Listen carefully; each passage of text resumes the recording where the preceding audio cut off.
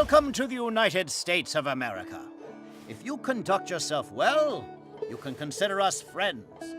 Hello, this is Chris Pratt from Eurogamer, joined by Mr. Ed Beach, the lead designer on Civilization 6. Correct. And also, you're the lead designer on the two Civ 5 expansions. Right, both Gods and Kings and Brave New World. Right, and that has people very excited about what you're going to do with Civ 6 because We have plans. people like those expansions, you know? Good. They went down pretty well.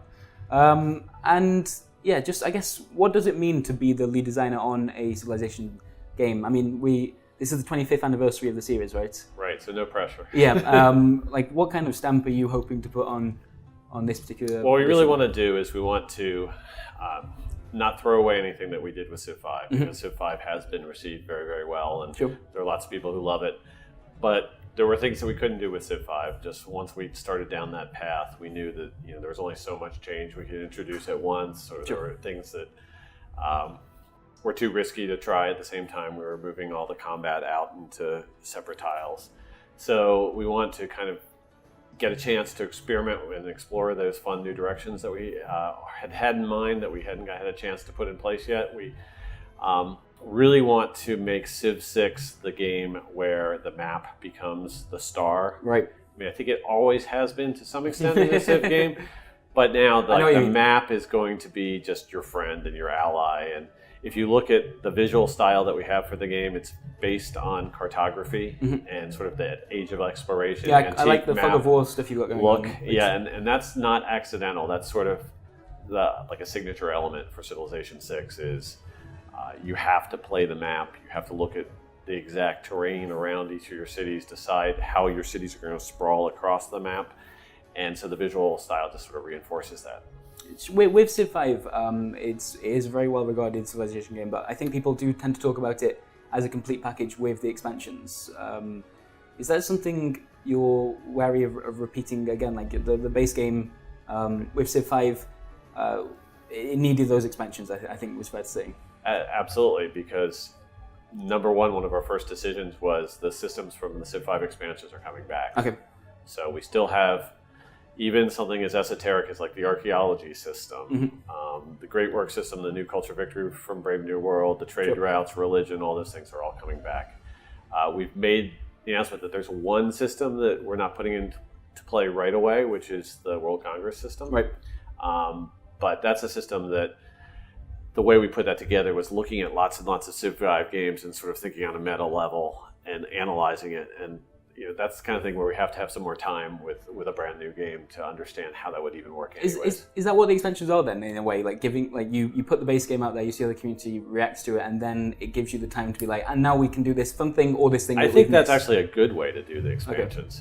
And actually that's a good way to do any of the games in this series, is to take a really hard look at what's working and what's not working in the previous title. And we did a lot of that with Civ 6. Cool.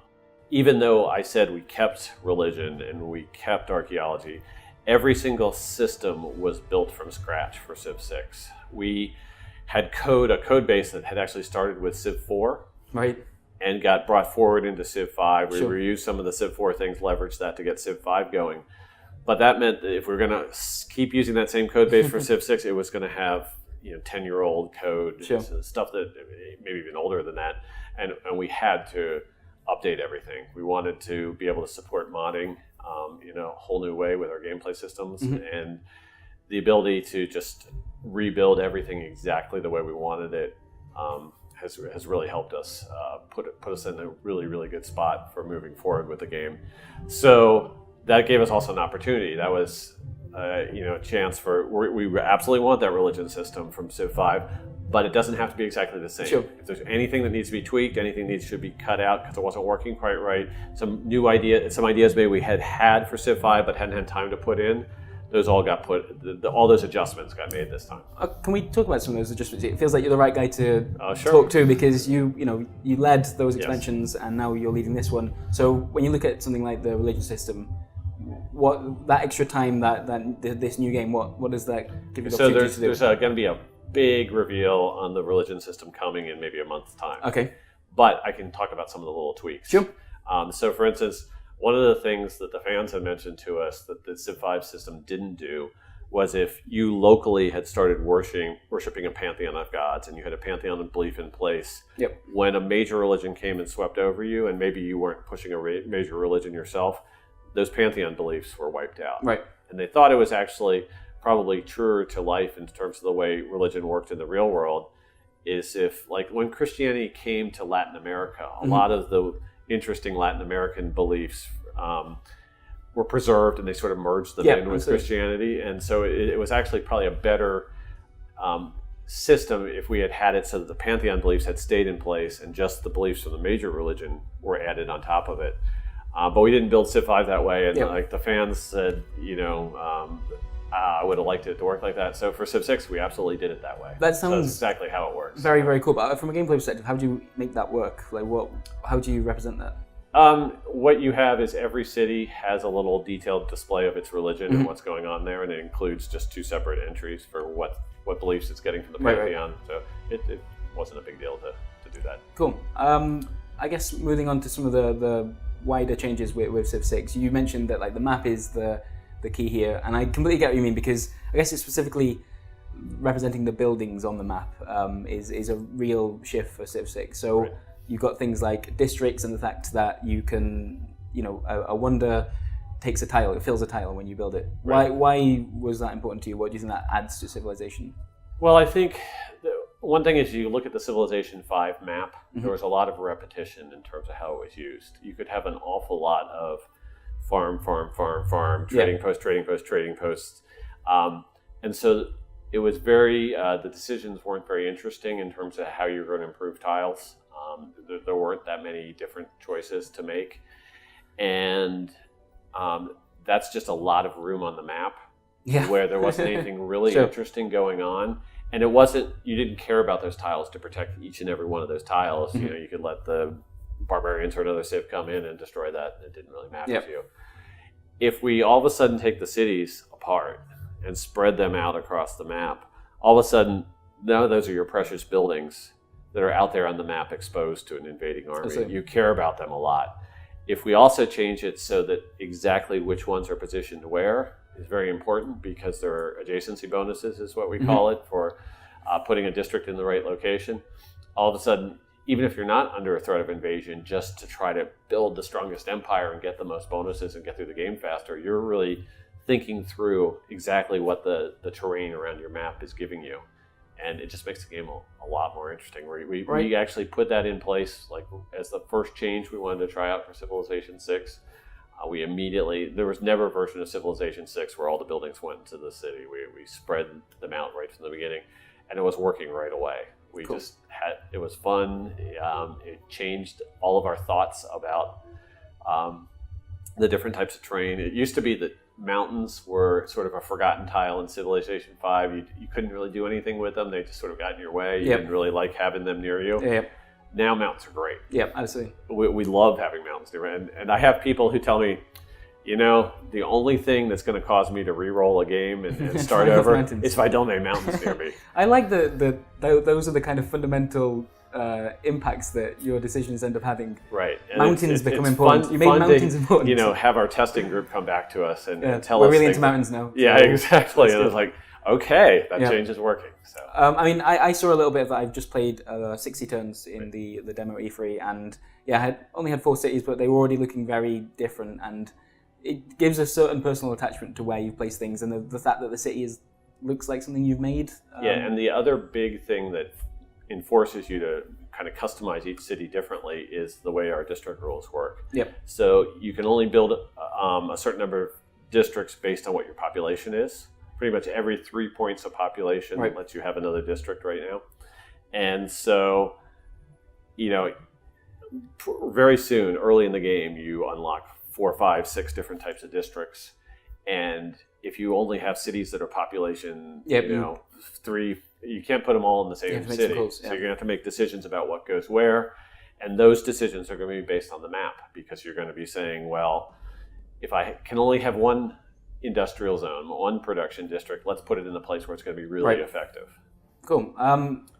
Just to talk a little bit about that demo that I played, actually, I ran into both Egypt and America. And at least in the demo I played, Egypt clearly that they have an agenda that you can see that they don't like people with small, insignificant militaries, which I happen to have because I was playing a really boring game of just building things and having a nice time. There are a lot of people that do that with a Civ 5 game. They're like, the AI is not going to give me any trouble. I can get away with 1 or 2 units. I've been guilty of that myself. Sure. Yeah, and it was nice to see that, like, directly. So Egypt declared war on me, and I knew why it happened, which is, I think, pretty important for the player. And also, as well as that, America, I think, got involved, like, sort of. They didn't like that Egypt had declared war on someone on their continent. Exactly. And yeah, we saw all these agendas coming into play. Yep. But as well as the agendas that you can see and you can understand, there's also a hidden agenda for each country or each nation. So the historical agenda is fixed, and that always applies to that leader, so that you kind of, I think it's important to have some sense of what these different leaders are. If it was all random, we have these wonderful discussions on our fan forums where they're like, which leader's the biggest jerk that you absolutely love to destroy because he's giving you the most trouble in all the games. So if we didn't have people like that, we didn't have agendas that kept coming back with the leaders, I think we'd lose some of that personality. But it's very interesting because there is a secondary thing that's also in play that's going to control, for that particular game, something new that leader's going to care a lot about. So Can you talk through what some of those hidden agendas could be? So an example could be that he wants to have the strongest navy in the world. Right, okay. Or he is going to go all out nuts on culture this game. And we have a pool of those, and they're randomly given out to the different leaders so that it's different every time you play. And so you don't know what that is, and you have to work with what we call our diplomatic visibility system. That's a system that rewards you for getting to know the other AI leaders in the game. Sure. So if you just ignore them and you never spend any time even sending them traders, or we have a diplomatic delegation, which is a gift that you can give them. You know, like, we're going to give you a sample of our wonderful... America gave me some apple pies during my game, exactly. which I found hilarious. And we had, that's customized for each civilization. Of course. So you'll get different things from different people.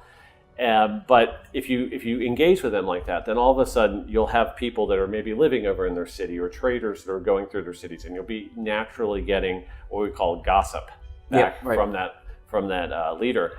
And through gossip, if you have a high enough level of visibility there, you can find out what their agenda is. Okay. But there's a lot more that you find out as well. You can find out what they're building, when they have a new settler who's going to go out and form another city, maybe even what their government is, what social policies they're running, which might tell you something about their strategy. Later in the game, you get spies that you can send in there, and they can actually dig down to the top secret level of gossip, which includes military plans and game strategies and things like that. Yeah, so that covers everything that the AI is doing, right? Because I think even when other nations declared war on each other, I got that through the gossip system. Yes, and so in Civ 5 there was a whole bunch of notifications that just flew by turn after turn on the right-hand side of the screen. Sure. And some of those you don't care about because they were happening across the world, but we've sort of entirely replaced that notification. I mean, there is still a notification system, so if we need to tell you something that you need to deal with, we still send it to you through a notification. But a lot of that kind of background chatter about what's happening in the game world all comes to you through gossip now.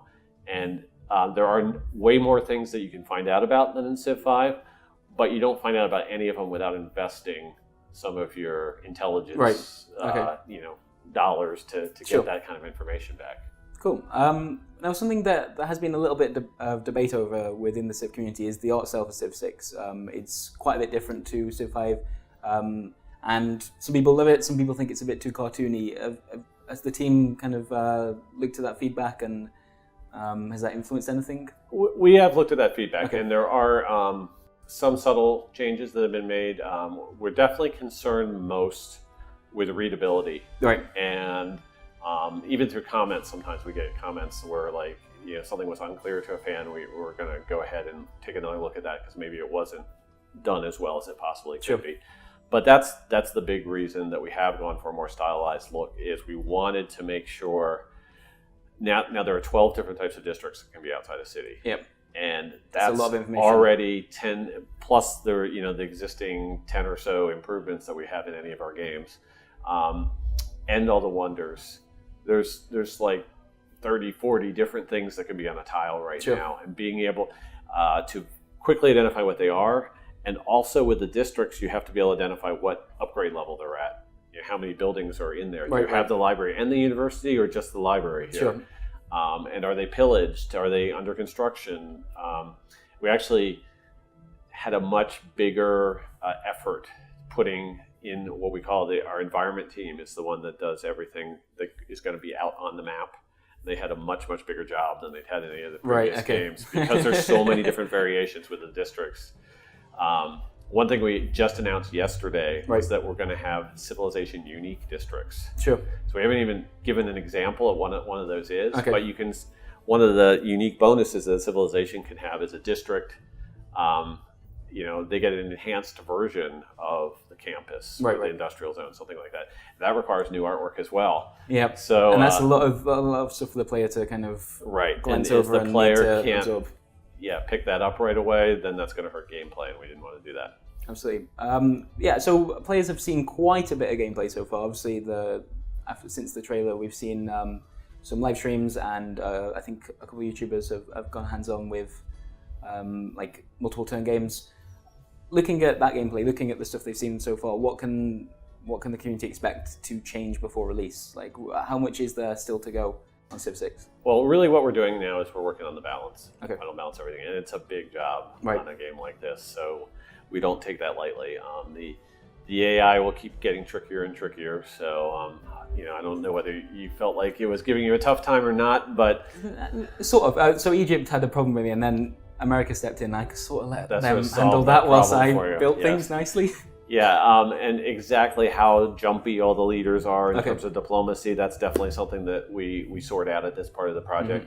So a lot of refinement in terms of getting all the systems to interact with each other properly. Now it's they're different systems than we had for Brave New World, but I'd say like the overall complexity of the game is about the same as Brave New World was. So we're using some of the same techniques and tools that we had then, and some new tools as well that are going to help us even further to kind of get through all that balance part. Sure. But this is a really interesting part of the project because it's sort of like the final magic has to get added to everything to make it all just come together right. So we're going to work on that. Absolutely. Yeah, balanced. I hear that's pretty intense. Yeah, It's pretty tricky. and there'll be some things that we don't anticipate. Mm-hmm. Once we get millions of people playing the game, you're going to hit things that our testing staff just didn't think of. Sure. So You don't want another Gandhi situation, right? So we'll be supporting the game, throughout, just Okay. to make sure that it's always going to be a great experience for everybody. Absolutely. Well, as a strategy fan and a fan of Sean Bean, I'm really into Civ 6. It's looking good. And I'm a huge Lord of the Rings, Game of Thrones. Sharp. Yeah, Oh, come everything. on. Yeah, he's great in everything. Yeah, So. you need to keep hiring him to narrate things. That's all I say. Okay, Ed, thank you so much for your time. Okay. There's no end to our imagination.